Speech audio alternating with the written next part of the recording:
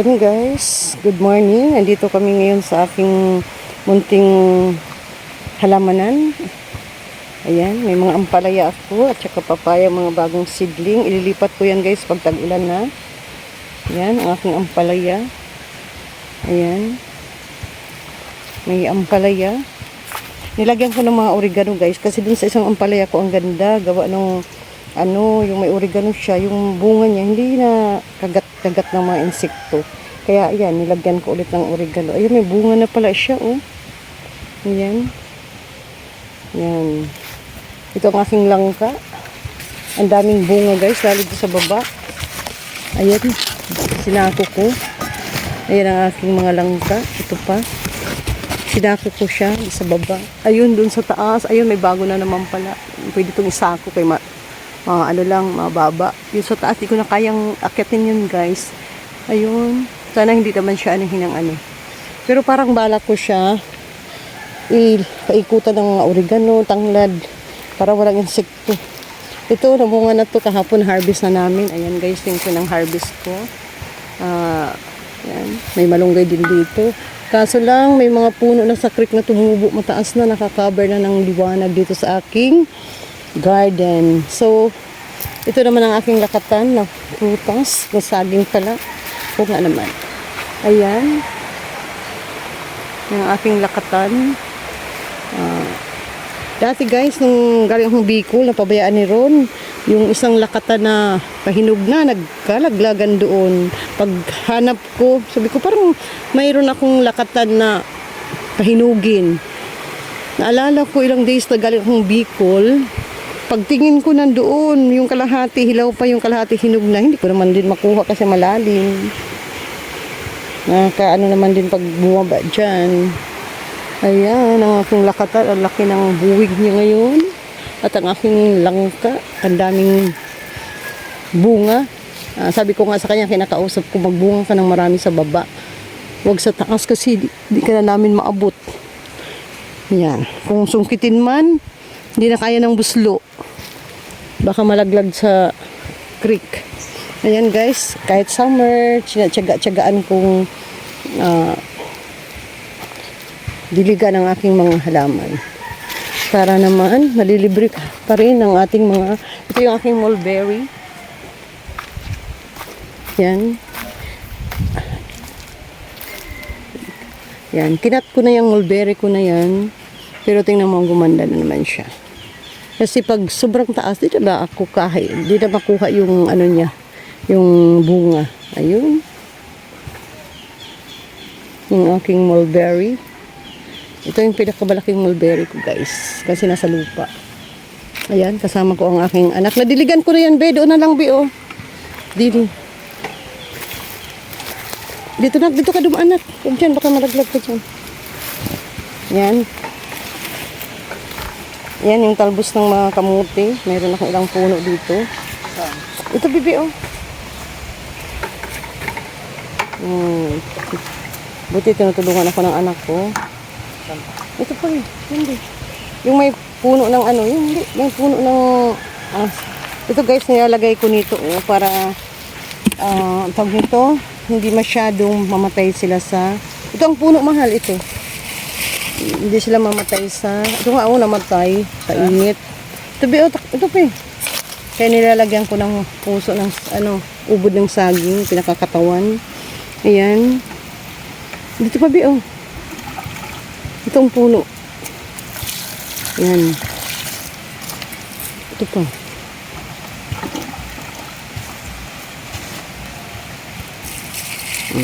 Ito naman, ang palaya. Ayan. Alam mo guys, kahit masakit ng ipin ko, tiyaga lang tayo para tayo ay makalibre ng mga gulay-gulay. Kahapon nga unexpected, nakakita ako ng malaking ampalaya dito sa side na to. Ito yung balingbing ko guys, oh. Ito wala pang bunga kasi pinutulan ko to, baka nagtampo. Pinutulan ko siya kasi mataas na. Dito sa isang side na to, ang daming bunga nakuha na yung balingbing. Tapos ngayon, ang dami pa rin yung mga bulaklak. Ayan guys, oh. Mayroon pa yung mga bunga dyan. Kahapon nga kasi nauhaw ako dito. Kumuha ko ng 2 piraso. Mayroon pa naman siyang bunga. Oo, anak. Dito yung Teka lang, saglit lang ha. Ayan guys, may mga bunga-bunga na rin siya maliliit. Pero nakailang kuha na kami din ni Ron. Mga twice na kami nakuha. Ang dami niyang ano guys, oh, bulaklak ngayon. Ito yung balimbing na puno ko. Ayan. Ito bibi, itong kalamansi, oh, tuyong-tuyo yan. Dalihan mong tubig. Ayan. Mga dalawang ganyan. Para hindi naman siya, ito pa. Para hindi naman siya maano.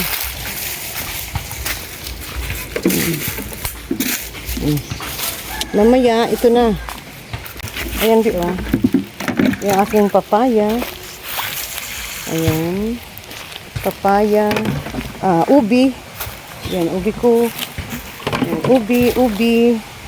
Ayan, ang iba na, yun kahapon pinutulan namin yung papaya kasi yung bunga, hindi na namin, kasi yung dalawang naabot namin, nalaglag doon sa creek. Kaya ang ginawa namin, pinutol na lang din para tutubo na lang siya. Ayan. Aking sitaw, may sitaw ko dito. Ayan. Ito yung aking ampalaya guys. Ayan ang aking saging na saba. Mga ilang month na lang yan. Maano ko na din yan. Ma-harvest ko na din yan.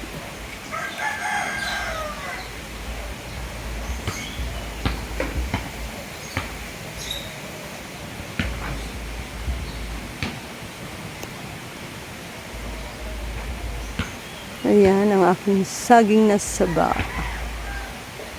Mga sunod na guys. Sunod na buwan, may ma-harvest na po kaming dito ko nakita yung ampalaya kagahapon na isa. Hindi ko akalain na may malaki na palang bunga. Ayan, at nilagyan ko kagahapon ng kulambo. Itong kulambo na to ay buti hindi ko tinapon. Gawa ng may butas-butas na to. Kulambo namin to. Ayan.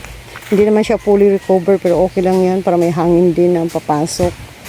Ang importante yung sa taas, mayroon siyang cover. Kasi dito sa baba naman ay may mga oregano ditong tabi. Maganda pala talaga kung may oregano sa tabi. Ang mga halaman tulad ng mga may bunga, ampalaya or talong, kahit anong basta paligiran nyo ng oregano at saka tanglad. Ngayon wala akong tanglad dito pero magtatanim ako ng tanglad dito. Ayan, ang dami niyang bunga dyan guys. Ayan. Yan, para-paraan lang yan ni Marie Chris. Para-paraan lang yan ginagawa ni Marie Chris para makabiran lang yung aking mga ampalaya. Ayan. Ang pinagapangan ko din yung kanyang niyog na katabi. Ito nga yung may butas guys. Yan. Yan. May butas yan. Pero kunti lang naman. Pero sabi ko, ko na lang. Cover ko na lang sa mga halaman ko. Ayan. Yan ang aking munting halamanan dito guys. Ayan. Matagal ko na itong hindi napakita sa inyo. Para ngayon ko lang naisipan ulit na i-flex sa inyo ang aking munting halaman. Madilim dito sa area na to. Dito tayo mag-video. Under, ano bang sawag ng hindi, nawawala na ako sa sarili ko. Hindi ko masabi. Ayan guys. Yan, kulambo yan guys. Para sa ating ampalaya. Mayroon pa dito. Hindi siya na kabiran. Pero mayroon pa naman akong mga kulambo doon na mga single. Yung maganda yung kasi mo lang, isabit mo lang. Lalapad yung dalawa yun. Di pa man yung sira yun. Kasi lang itong mga aso. Kas pangit na. Tinabi ko na lang din. Kasi nga sabi ko may purpose nga ako para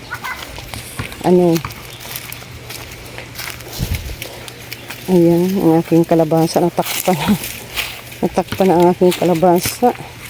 Yan, may mga kalabasa. Yan, pag tag-ulan yan, daming kalabasa yan dyan pag tag-ulan. Ayan. Dito ang aming court and playground. Malinis na ulit. Ayan guys. Ito yan ang akin namang papaya na bagong sibol na naman. Malapit na rin yan magbunga. Ayan, tiyaga-tiyaga lang tayo. Kahit summer, tiyaga-tiyaga lang para tayo ay may makukuhang produkto. Ayan. Hanggang dito na lang muna guys. Salamat. At magdidilig pa kami. Thank you so much guys. Maraming salamat sa effort nyo. Ayan yung aking mga saging na latunda naman yun. Ayan. Dito, sama-sama na to may mga fruit tree. Yan, may balimbing, may avocado, may langka, may saging, may rambutan. Pero yung rambutan ko never pa siyang nagbunga kasi maliit pa. Ayan, mayroon ako ditong rambutan. Pero tingnan mo naman ang nangyari sa rambutan ko doon. Parang inaagawan siya ng ng mangga. Ayun.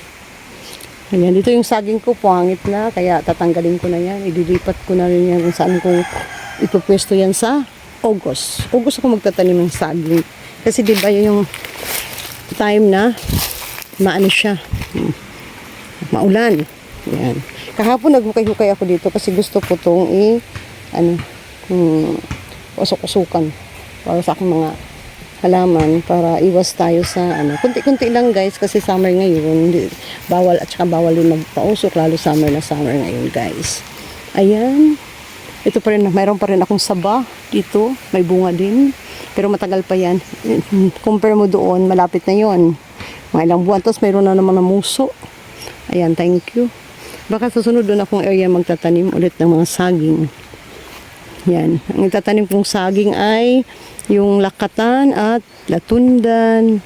Yan ang itatanim ko. Yan. Siguro yung area dito, taniman ko rin siya. Pero mayroon na siyang mga avocado.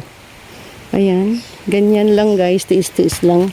Tiyaga-tiyaga pala. Hindi tiis-tiis. Tiyaga-tiyaga. Ayan. Mayroon din akong dito. Pero maliit pa ang aking guyabano. Kasi doon sa bahay, ang guyabano ko hindi makabunga guys. Kasi nga, ang dahil nangihingi pang gamot. Pero okay lang. Meron pa naman din ako sa taas. Pero hindi siya ganun doon kasi dinaarawan ng mangga. Ayan ang aking ang aking may lemon din dito. Minsan nagbunga na rin to. Pero yun nga, gawa nung sa insekto, hindi natutuloy. Pero yung dati naman, natuloy din naman, lumaki din naman siya. Ayan, sana lumaki siya. Hindi naman talagang kailangan lumaki ng lumaki. Ano na lang siya. Magbunga na lang siya at tumaba ang kanyang puno. Ayan. Ang bango ng kanyang dahon. Wish ko na magbunga na siya kahit Sana tumaba na siya ng gusto. Ayan. Mga May, magbubungkal naman ako. Kasi pag May, umuulan yan. Pero hindi siya totally ulan na ulan. Pang lang sa lupa. Pang palambot lang. Kaya ko siyang anuhin. Ito guys, yung halaman na ito, gandang-ganda ako nito dati. Yung pala, Diyos ko, pag dito sa garden ko, pala ito. Nakakaubos siya ng oras. Kasi dadami pala yan. Anuhin mo yan. I-harvest mo. Ito, patanggalin, pull out mo talaga yan sa lupa kasi dadami siya. Maging ayan ang anak ko. Tinutulungan niya ako. Hirap-hirap pababa. Pero tiyaga-tiyaga lang kami guys. Thank you Lord naman. At nandiyan ang anak ko para tulungan ako. Thank you. Bye-bye guys. Hanggang dito na lang tayo. Maraming salamat. Bye-bye.